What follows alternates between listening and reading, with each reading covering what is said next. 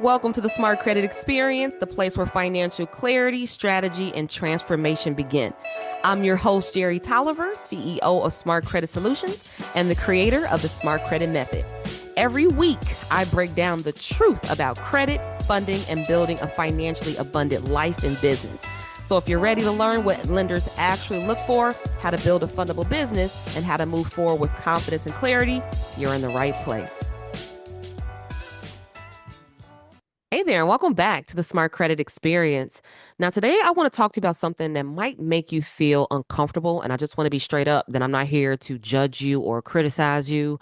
But I got to tell you that over the last few years, a decade in this business, I have learned, and I genuinely believe that most people don't have an income problem. They mostly have a behavior problem.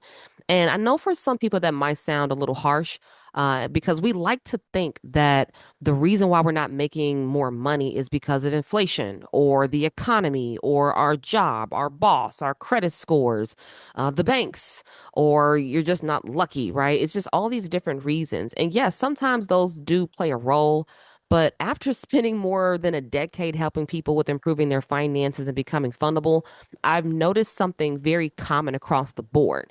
And it's that the people who increase their income, they're not smarter.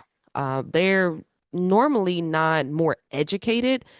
They don't always even have better ideas. They don't all come from even wealthy families. But what they do have are different beliefs about money. They have different habits, they have different standards, and those beliefs are shaping their financial decisions that they make on a consistent basis. So, since I've realized that, I decided today I want to share 7 ways that I personally see people sabotaging their own income goals without even really realizing it. Now, the first one was actually really surprising to me, and that is that people believe debt is bad. Now, it's funny. Recently, I had a class, and one of the questions that I asked the class, and even on my social media, I asked some of the people on my social media, what was the first word that came to their mind when they heard the word debt? Now, I want you to think about it too. What's the first word that comes to mind when you hear the word debt? Now, for many people, I was hearing words like stress, bondage, slavery, weight, like all these negative words. And it got me to thinking that it's not the debt that's bad, right? Like there is such thing as bad debt. There's definitely debt that will make you feel stressed out and like shackles across your feet for sure. But when you use debt more responsibly, if you use it to make money, if you put it to work, then that's a whole different thing. Like think about it. If you use your debt or your credit to borrow money to buy a TV so that you can sit there and watch it all day and vegetate. Basically, you don't do anything even productive with your life. You're just sitting there in front of the TV, just getting older every second, right? That's not a really good investment using debt. But if you borrow money, let's say for your business, maybe you want to hire some employees, maybe you want to launch a marketing campaign, purchase some equipment that'll help you produce more money. Well, if you double your income using debt, that's a pretty good deal. That's completely different. Successful business owners, they don't ask themselves, how can I avoid debt? They're not asking themselves, how can I get, more for less? They're thinking, how can I use this investment to produce a return? Simple. Debt is just a tool. And so if you use it poorly, it is going to create stress. But if you use it wisely, it can create new opportunities for you. And so the second mistake that I also see are that people are spending money instead of deploying it.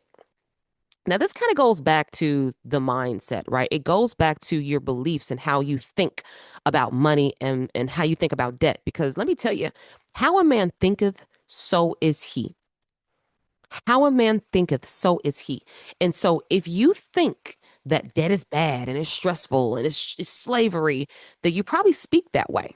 More than likely you do. You speak like that.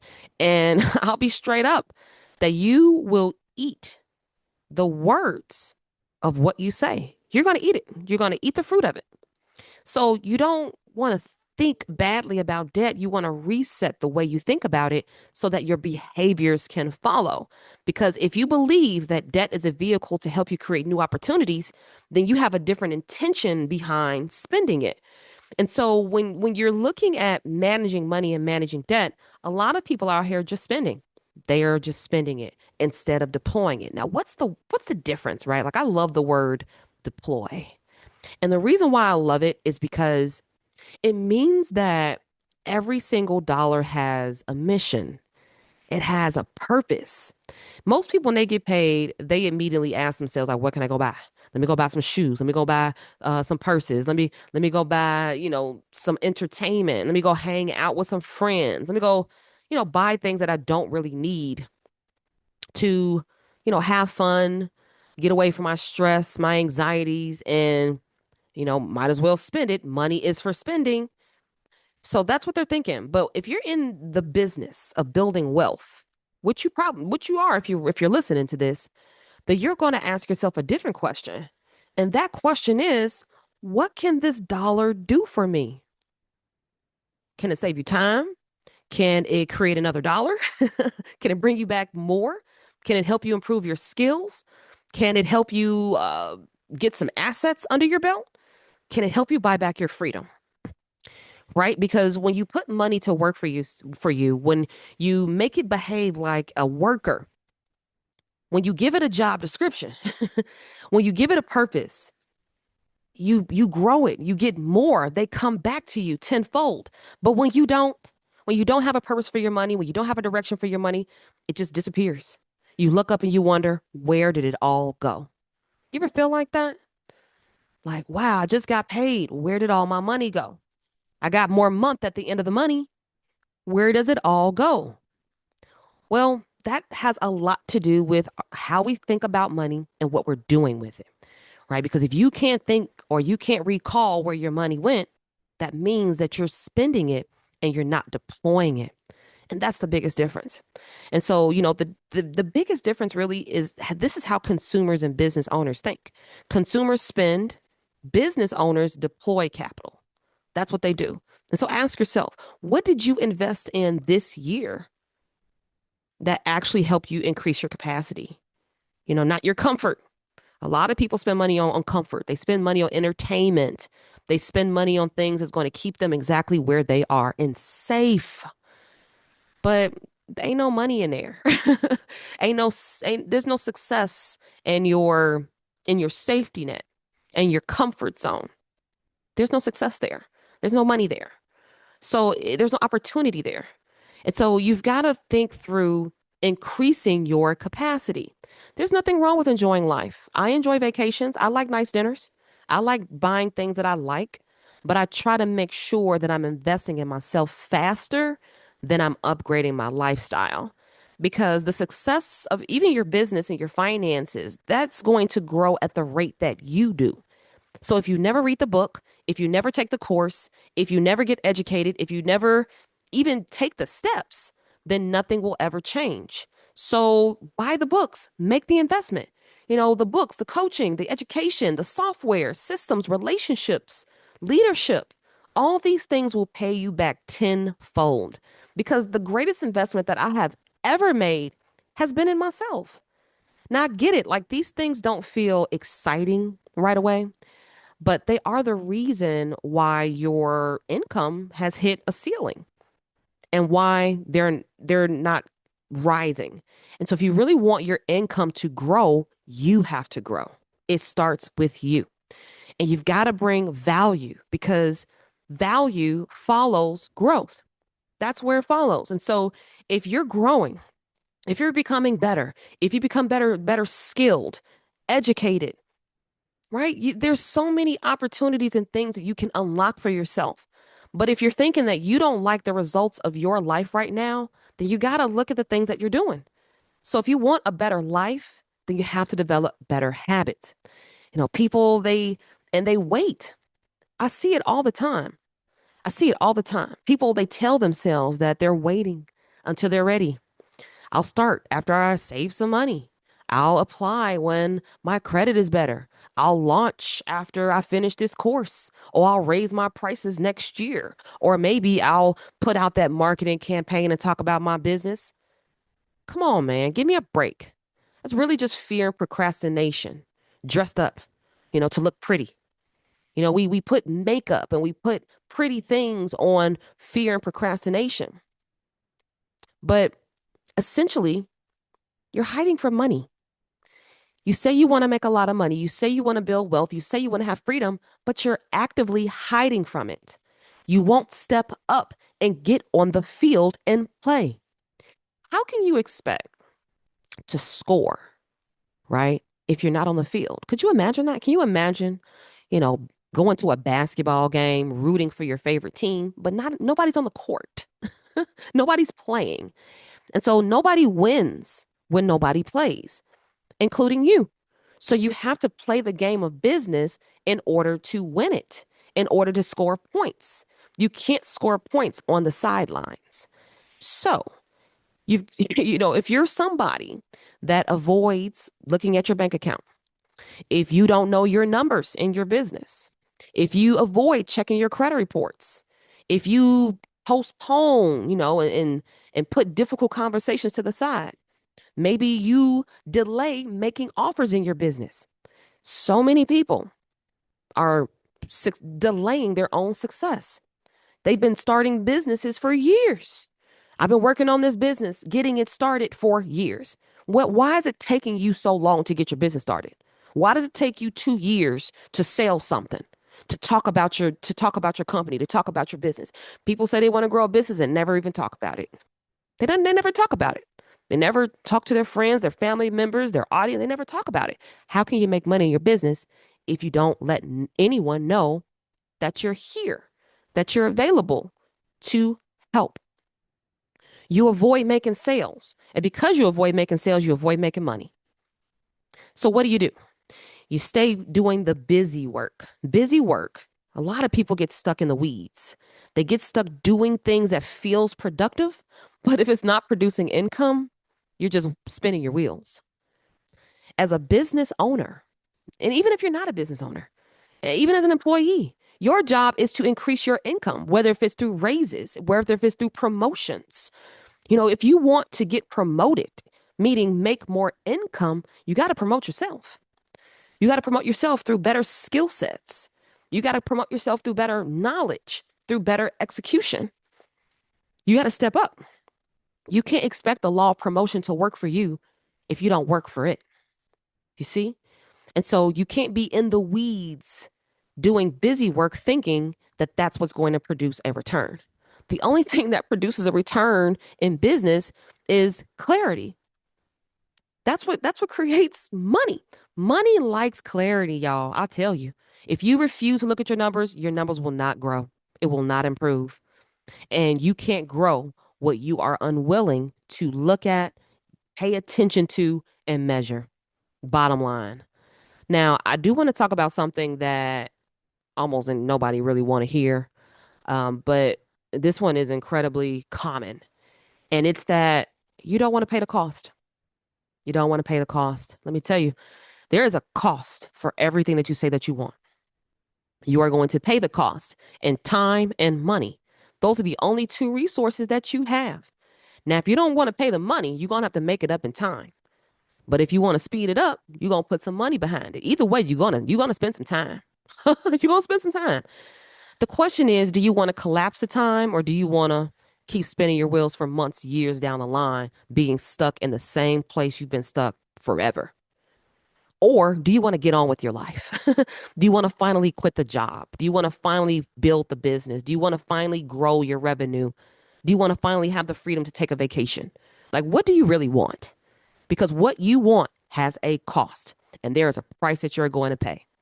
Everybody wants to make 6 or 7 figures, but very few people have 6 figure discipline, 6 figure focus, and they don't even have the willingness to make 5 figure investments. Some people don't even want to make a 2 figure investment. You don't want to pay up to $99 to learn what you need to learn to grow and thrive in your business. And the reason for this is for many people are addicted to survival. You're addicted to the feeling of always being behind, never catching up. But we've got to break that addiction. Some addictions are more visible and apparent than others, but there is a cost of a huge bill that you are going to have to pay.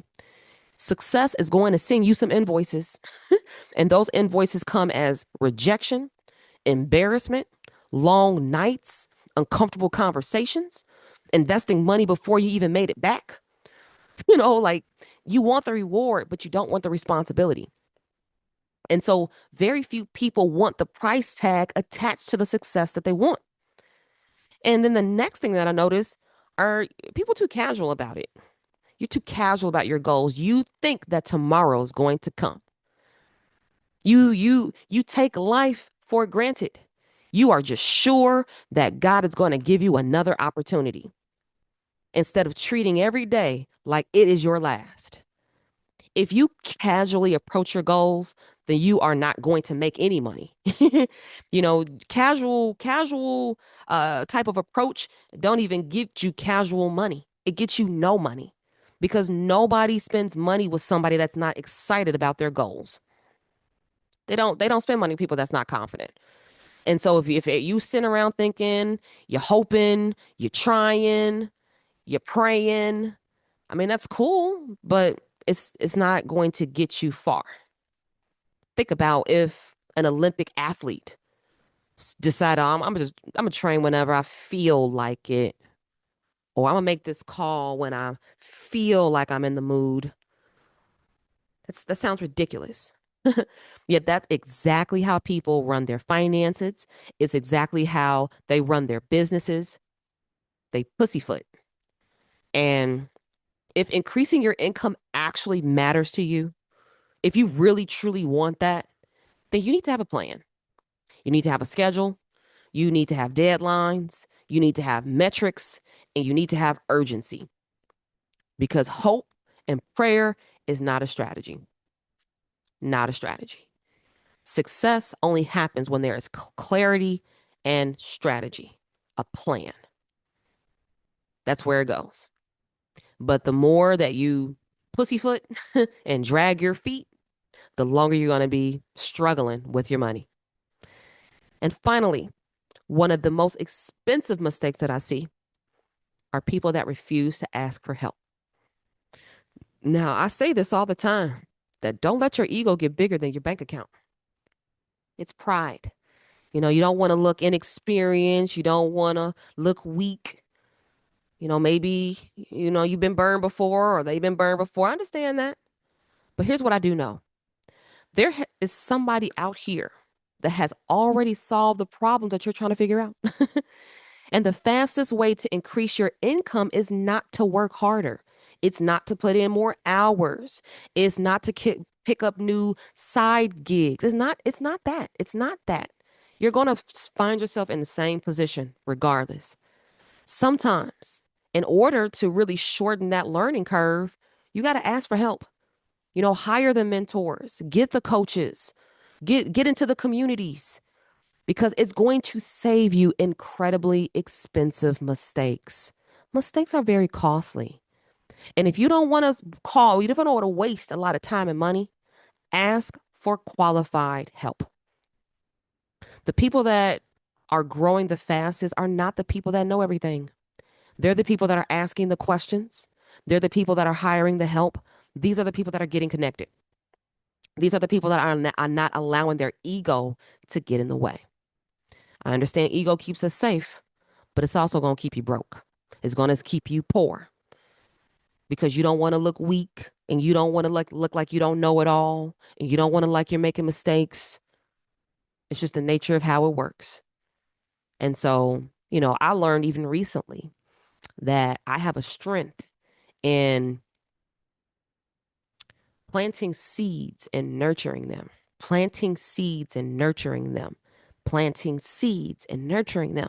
But at some point, you've actually got to harvest, right? You actually have to go out there and get what you planted.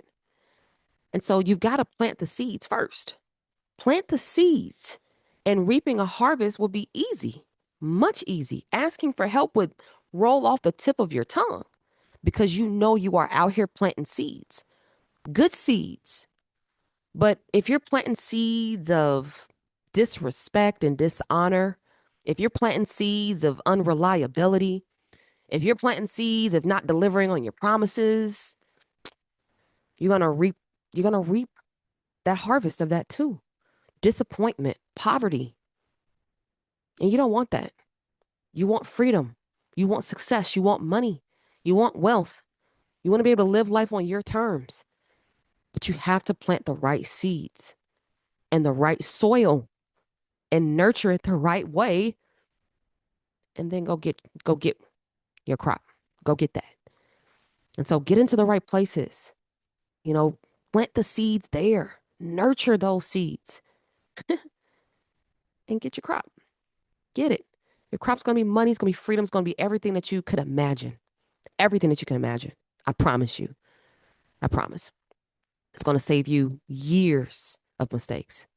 So before we wrap up, I just want to leave you with one question. If your income hasn't changed, which one of these seven habits is costing you the most? Is it the way you think about debt? Is it the way you deploy your money? Is it the way that you invest into yourself? Are you hiding from the money? Are you avoiding the cost of growth?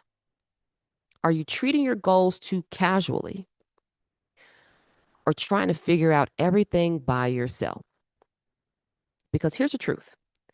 Making more money isn't just about learning another strategy. It's not learning about tips or hacks. It's about becoming the kind of person who can consistently make better financial decisions. So your income is rarely ever going to change before your thinking does. So start there. So this week, don't ask yourself much more money can I make?